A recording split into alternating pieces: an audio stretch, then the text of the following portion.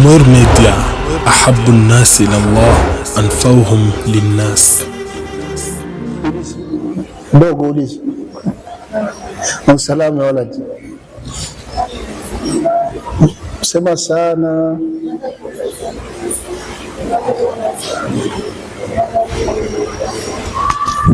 Kwenye rukuu. Sasa kwenye rukuu akainuka samia Allahu liman hamida. Akaenda kusujudu Allahu Akbar. Akatoka akasoma rabbi ighfirli warhamni. Akaenda akasahau kusema Allahu Akbar. Akainuka kana kwenye tayatu. Alafu aliposahau akainuka aje sasa? Sali sawa. Akainuka kimya kimya. Ye basi sali inuka akasema Allahu Akbar. Akafanya kwenye tayatu. Alafu sasa wao nyuma akasema subhanallah. Amesahau nini? Ndio nataka nisikie swali lako. Kasahau nini mpaka waseme subhanallah? Sabasi anatoka kwenye ruku afanda akasema sami Allahu liman hamid. Akasema Allahu Akbar. Sa akainuka tena akasema Allahu Akbar. Akasoma rabbi ighfirli warhamni. Akaenda tena kwenye sijida. Sa anatoka yeye katoka kama nisema. Akafika anainuka kapanda juu kimya kimya.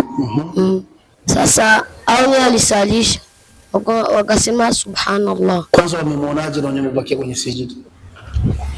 Naam, swali limeeleweka, lakini maana kitumbua cha mtoto kisagi mchanga wanasema Swahili.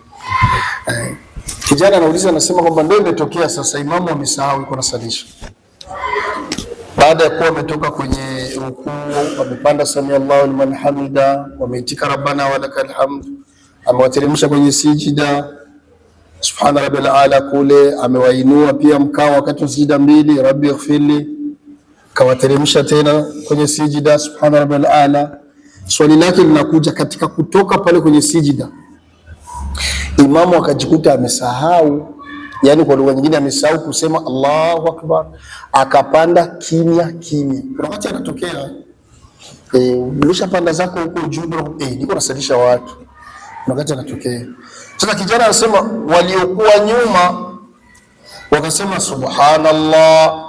Tuchukulie kwamba waliosema subhanallah labda ndio wameingia, kwa sababu wao kwenye sijida bila shaka hawamuoni, si ndio hivyo? Ndio wanaweza wakasema subhanallah, na yeye tayari yuko juu. Atafanya aje? Kabla mimi sijajibu, wewe kama utafanyaje?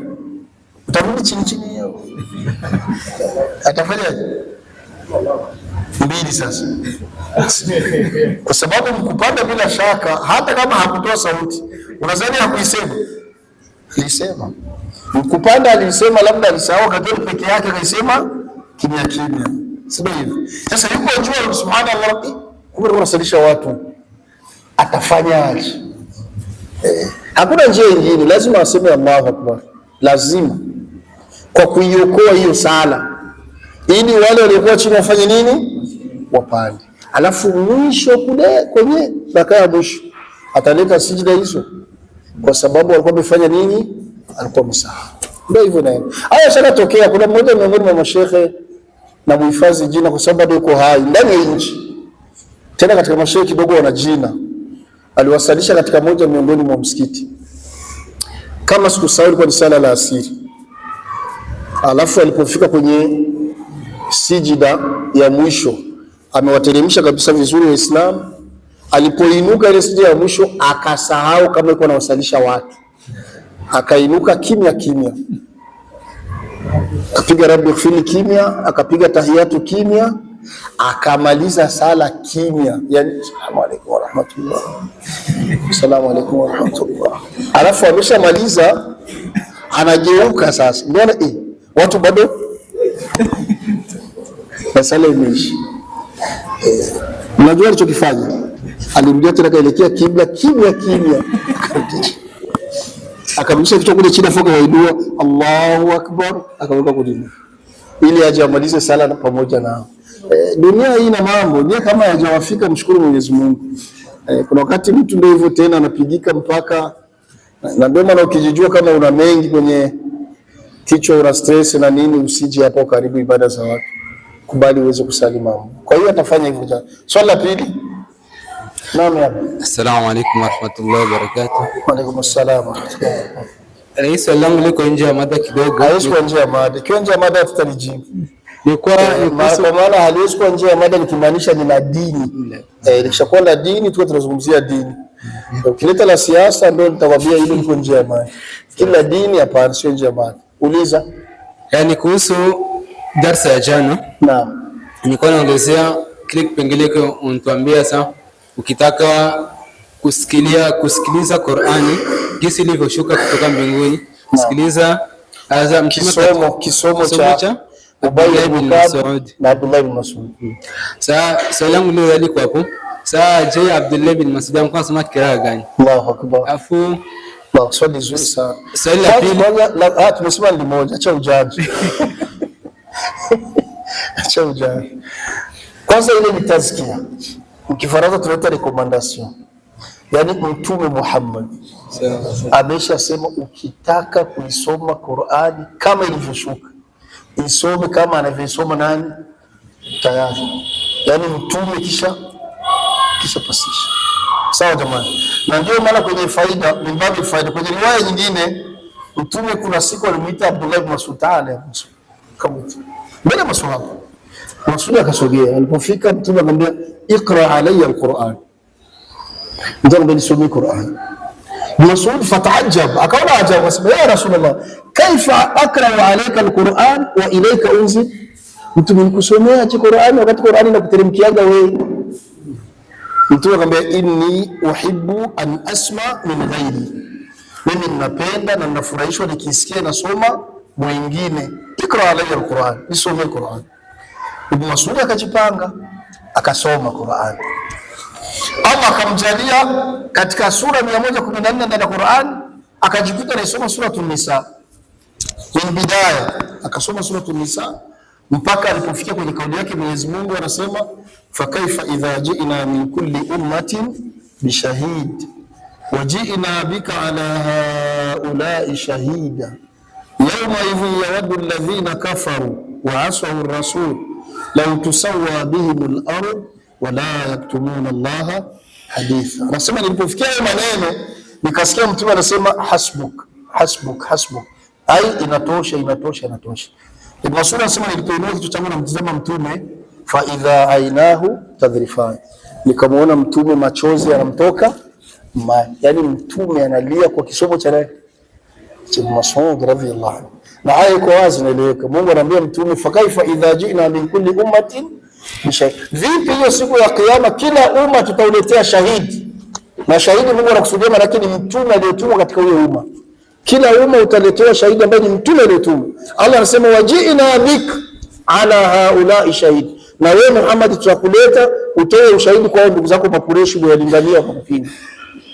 Yauma idhin, siku hiyo yawaddu alladhina kafaru, watatamani wale waliokupinga wewe na wakakufuru, antusawwa bihimul ardh, watatamani ardhi wameze iwabane.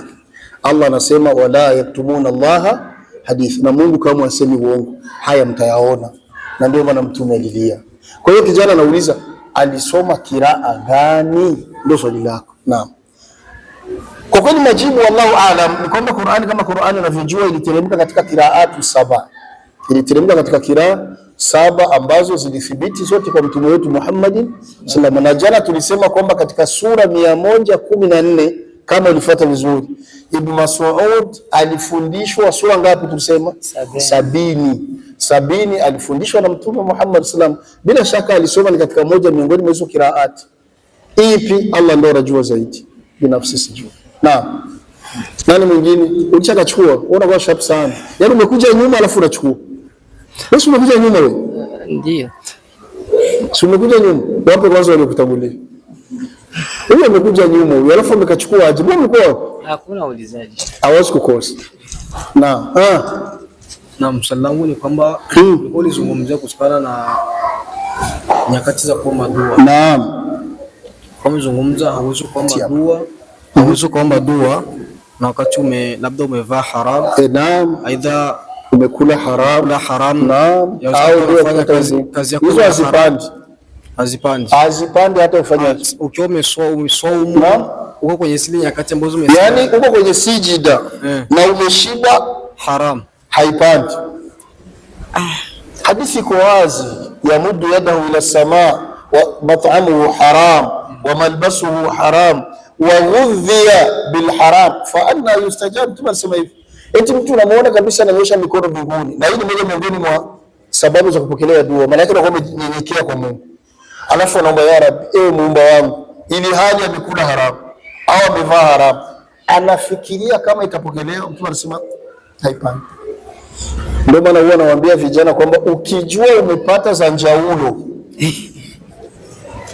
yani ukijua hela yako hii ni ya kigavu, ushauri wangu mimi, usinunui chakula. Unanifanya vizuri? Kwa sababu chakula ukinunua ukakila, kuna chakula kinageuka damu.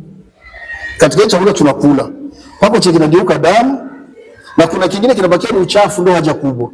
Kwa kile kinachogeuka damu, unadhani ile damu mwili wako utamaliza miaka mingapi? Ndio unaweza kujikutana pengine njaulo ulikula mdemi 20 mpaka hivi bado unazuia dua zako kupanda. Kumbe usili, jamaa, hii ni ya kigavu, usili. Sawa, kama wewe simu tia mailite, sio maneleka. Ununua kiatu, madama mkusali unavua viatu, hapo sawa. Lakini ukila umekwisha. Au kama hii ndio nikanue kanzu. Ukijichanganya tu mkusali ukavaa hiyo, au mkoomba hiyo dua ukavaa hiyo haipandi. Na sala yako imake hapana. Kwenye sala ukisali una nguo ya wizi, sala yako imo, lakini una madhambi ya wizi. Ama kwenye dua haipandi, maana tuko na dalili tuliotoa. Acheni wizi.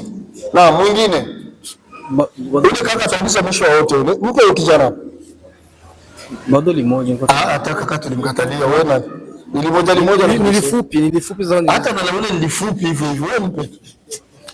Nilikuwa na hamu sana niulize, inshallah tuombe uhai. Swali langu ni hili, wakati mtu anamtungisha mfanyakazi ambaye si Muislamu. Sasa imefika siku ya Jumapili, yule mfanyakazi anamuomba ruhusa, naomba ruhusa ni ruhusu niende kanisani. Sio mwenyewe wazi. Vipi? Na kwa nini ndio kumshirikisha Mwenyezi Mungu? Safi kabisa. Kwani wewe ulimtungisha kama sio Muislamu? Si unavijua hivi? Mwache. Tatizo liko wapi? Aya ziko wazi. Suratul Kafirun iko wazi. Siko wazi. Si wana Mungu wao na sisi tuna Mungu wetu, wana ibada yao na sisi tuna ibada yetu. Tena dini imekwambia la ikraha fi din. Hakuna kumpushi mtu katika Uislamu. Faman shaa falyu'min wa man shaa falyakfur. Si basi. Mwenye kutaka awe Muislamu sawa, asiyotaka akae. Hakuna masuala mengi. Ukimtumikisha akiomba mwache aende katika haki zake. Nani mwingine aliyobaki? Wewe hujauliza. Aya, mpe ujamaa. Alafu tumpe na huyo hapo. Alafu kaka amalize. Allah akujaze khair, akubariki. Allahumma amin kwa sote. Akuzidishie elimu yenye manufaa, usimfaishe sana. Amin, amin. Na mnaulizia katika kile kipengele cha kuomba dua, miongoni mwa zile sababu za kukubaliwa dua, salatu ala nabi. Naam. Sasa mwisho sio mwanzo. Sasa naulizia mfano mathalan mtu analeta salatu ala nabi katika swira tofauti. Mfano maana imepokelewa ziko zilizopokelewa. Mfano leta swira inasema Allahumma salli ala sayyidina Muhammad salatan tuhassinu biha al-akhlaq wa tuyassiru biha al-arzaq wa tadfa'u biha al-mashaq wa tamla'u minha al-afaq wa ala alihi wa sahbihi wa sallim salatan da'imatan min yawma khalaqta ad-dunya ila yawmi at-talaq wasturna bayna yadayka ya aziz ya khallaq. Vipi dini nasema aje? Sisi tuko na kaida tunasemaga ad-dinu bin-naqli wa laysa bil-aqli wal-aqlu wasilatu li fahmi an-naqli. Dini inakwenda na qala Allahu qala rasul, haiendi na akili ya binadamu kwamba hiki nikikifanya ni kizuri, kinapendeza, lakini Mungu alitupa akili kama njia ya kufahamu aya na hadithi. Kisha Mtume Muhammad akajisemea mwenyewe, la tatruni kama atarat an-nasara ibn Maryam innama abdullahi rasuluhu. Mtume akasema, msininyanyui na kunipa vyeo na kunipaza juu kama jinsi wa Kristo walivyomnyanyua Isa Yesu. Mimi ni mja wa Mungu na mtume wake. Yaani kwa lugha nyingine, qala Rasulullah sallallahu alaihi wasallam. Na ukisema unasema ashhadu an la ilaha illa Allah wa ashhadu anna Muhammadan abduhu wa rasuluhu. Unafuata vizuri. Kwa lugha nyingine, zile lugha ambazo vijana mnazo kwenye mukaddima wa mawaidha, unaleta Kiarabu kingi alafu unaanza kama alivyosema profesa doktor katika kinywa tahara na zadi zoruga ziko. Ukibona unaambia wewe Mtume amesema msifanye nini?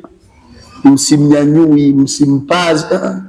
Allah mwenyewe alishafanya nini? Warafa'na laka, sio Mungu alisema utaji wako tutaupandisha. Aisha mpandisha. Wewe yako ni nini? Ni Abdullah wa Rasul. Kwa hiyo yote utakayokuja kuyataja kwenye swala yawe yalipokelewa.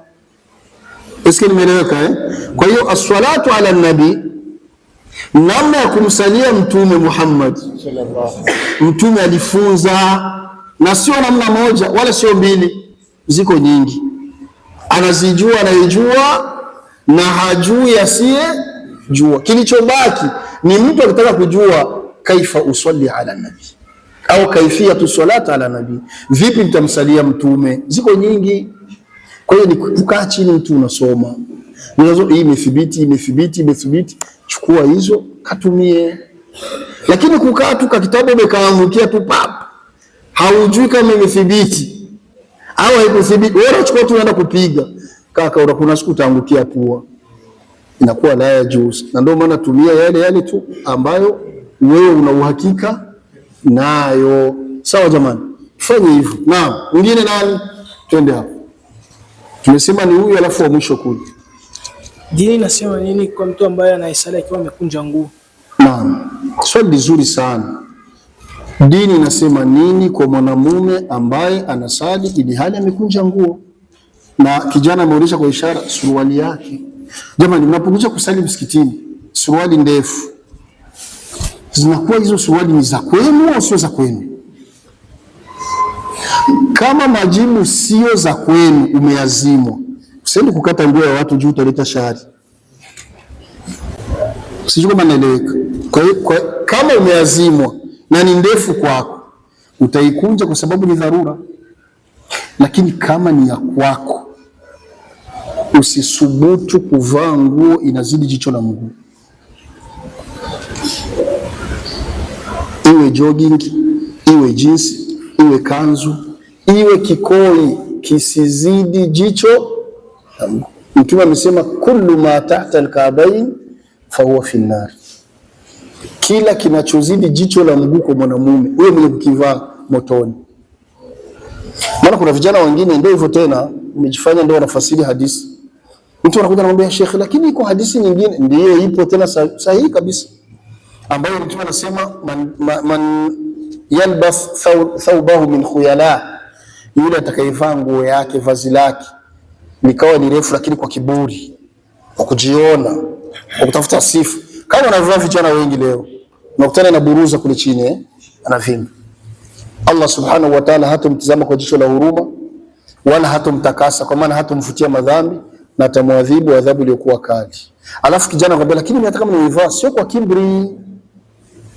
Na Mungu anaona nafsi yangu sina kiburi, nimeivaa tu. Huko kuivaa tu ndio kiburi. Hiyo lugha tu nimevaa ndio kiburi, kwa sababu tayari Mtume ameshasema wanamume isizidi jicho la mguu.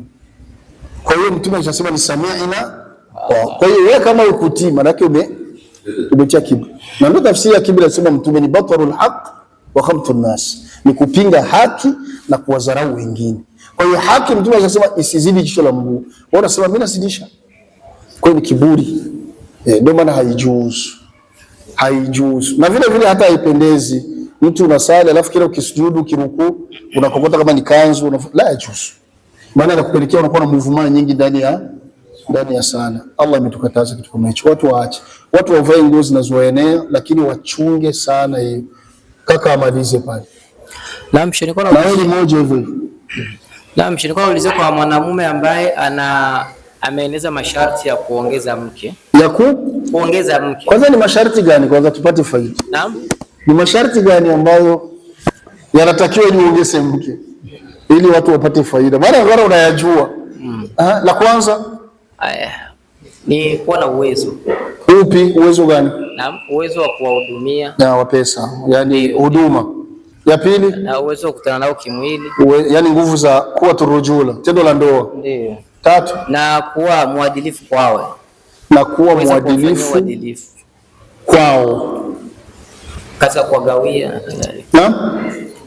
Yani kuweza kuwafanyia uadilifu katika kuwagawia. Kuwagawia nini? Naam. Kuwagawia nini? Kwenye dini hakuna aibu. Yani katika kuhudumia. Wewe unaona ngapi? Naam. Uko na wangapi wewe? Ana mmoja. Ndio maana nakusumbua. Ndio maana huyajua. Kishakuwa na mmoja utayajuaje?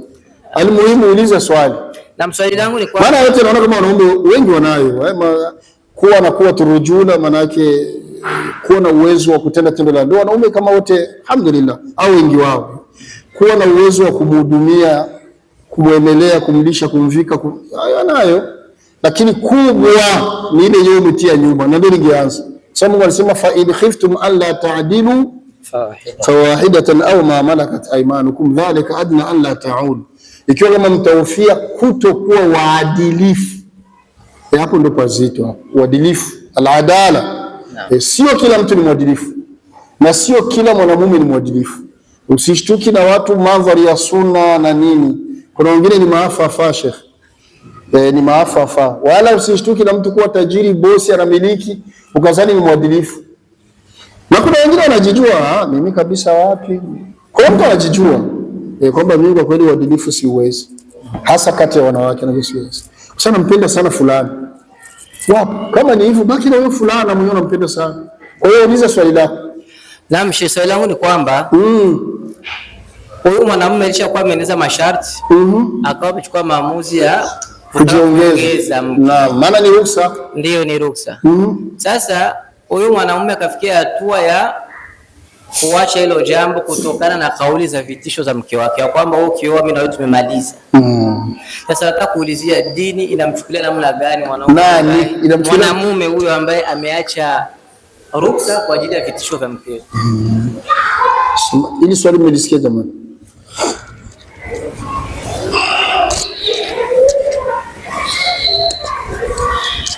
Maana hili sio la dini. Hili swala bauliza sio la dini. Bana.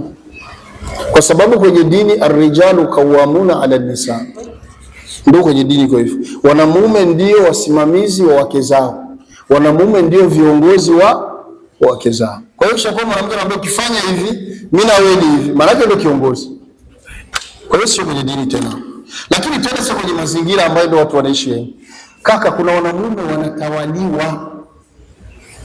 Allah akulinde usi miongoni mwao. Na sisi Allah tuepushe tusi miongoni mwao. Wako wanamume wanawaogopa wake zao. Anajua yeye mama fulani ataniua. Bali kuna wengine wamefikia hata sadaka, hatoi sadaka kubwa mpaka mama nyumbani arizie. Ndio anakuja msikitini, kuna mageuzi yanataka kufanyika, kwa hiyo inaonekana kwamba kama Ahlul Jamaa tuchangie, mimi niko nimekubali mifuko 5. Unasema hapatoki kitu hapa na kwenda kitoki. Wako wenyewe wako hivyo. Kwa hiyo hao wanakuwa tayari walishakufa hata kama uko hai. Kwa hiyo swali lako linakuja, alitaka kujiongeza. Alafu mama amemwambia ukisubutu mimi nafanyaje? Na kwenda. Wewe umesema kwamba yeye akafanya nini? Akaacha. Wewe bwana ni afafau. Si ajiongeze aende alafu atajiongeza tena mwingine arudie nafasi. Tatizo ni kwa ajiongeze alafu yeye aende, akienda atachukua tena mwingine atie pale ili wao wawili sasa kama wawili. tatizo liko. Lakini kama ameacha, mimi nasema hakuacha jua kumogopa mke, ameacha kwa sababu hana ile tunaita arujula, hana ule msimamo kama mwanamume hana. Na hili ni tatizo, wanamume wengi wanaharibikiwa manyumba. Na katika usia wangu napenda kuhusia vijana, msiingie katika makosa ambayo kaka zenu wameingia wengi. Allah akiwajalia mkaoa, msiwe na tabia kila mnachopata mnapeleka nyumbani na mnajenga na mnawekeza. Msiwe na tabia ya kumjenga mkeo na watoto kwamba ni vya kwenu. Maana wanamume wengi wana tabia ya kumjenga mke wake wa kwanza na wanaye, kumuonesha kama niko na watafutia mweye, kama mimi ninachoka ni juu yenu, hivi ni vya kwenu. Na hasa akiwa na mtoto mkubwa, wewe chunga mali vizuri, ni ya kwenu. Usilali bila kutizama mlango kama watumishi wamefunga, ni ya kwenu. Hii lugha ni ya kwenu, ni ya kwenu, inawaharibu kisaikolojia. Ndio maana kesho Allah akikufungulia umekatizwa huko barabarani, kuna mwingine umemuona, ikimaanisha mama, na Allah amekujalia hautaki zina, ukaona ujiongeze kama nilivyosema, sharti zinakuruhusu, na huko ulishatia sumu kwamba ni vya kwenu, ni vya kwenu. Usioni ajabu mama kule ndani akakwambia mtafutie vyake. Kama unataka kuoa hakuna tatizo, si sunna, lakini na yeye mtafutie vyake, sio hivi tena vizuri mkaanze kupanga kama siuanzaga na wewe kule mshambreti, na yeye mkaanzie vile vile, kwa sababu wewe ndio ulishaharibu nyumbani, unaonyesha ni vya kwao, ni vya kwao, ni vya kwao. Sasa yakitokea ujue namna gani utabanana nayo. Ndio maana narudia kusema kwamba dini imekamilika, na ruhusa kila alipotoa Allah ruhusa hakuitoa tukiolela. Ziko asbabu, sio tamaa yako tu unaona kule acha niongeze. Ziko sababu ambazo zinapelekea ile ruhusa ifanye nini? Ifanye kazi. Zikikamilika zile na ukajiamini kama kuna uadilifu, si vibaya uende kwa nusuru wengi katika dada zetu, ukaoa 2, 3 mpaka 4 kama sheria ina kuruhusu. Lakini jipange kunako busara na hekima, kwa sababu hata wake wa mtume walimsumbua mtume, lakini aliweza kuwaweka kwenye mstari. Kwa hiyo hakuna mwalimu bora wa mwanamke. Allah akikuongozea mshukuru Mola wako, lakini kikubwa ni kuvumilia. Wakati anapandisha wewe shusha, na wote mnaenga. Wakati atakuwa ameshusha na wote utapandisha, ili maisha yaweze kwenda vizuri. Allah tulindie familia zetu. Rabbana atina fid dunya hasana wa fil akhirati hasana wa qina adhaban nar. اللهم زدنا علم الدين والدنيا رب العالمين. اللهم أرنا حقا حقا وارزقنا اتباعه، وأرنا باطلا باطلا وارزقنا اجتنابه. اللهم إنا نسألك حسن الخاتمة. يا مقلب القلوب ثبت قلوبنا على دينك. يا مصرف القلوب صرف قلوبنا على طاعتك. ونسألك اللهم الدرجات العلى من الجنة، ونعوذ بك من النار. اللهم بارك لنا في أعمارنا وأعمالنا وأموالنا وأزواجنا وأمهاتنا وذرياتنا وأيتامنا يا رب العالمين. واجعلنا كلنا مباركين أينما كنا برحمتك يا أرحم الراحمين. وصلى الله على سيدنا محمد وعلى آله وأصحابه وسلم، والحمد لله رب العالمين. أقم الصلاة. ابن نيامور ميديا، أحب الناس إلى الله أنفعهم للناس.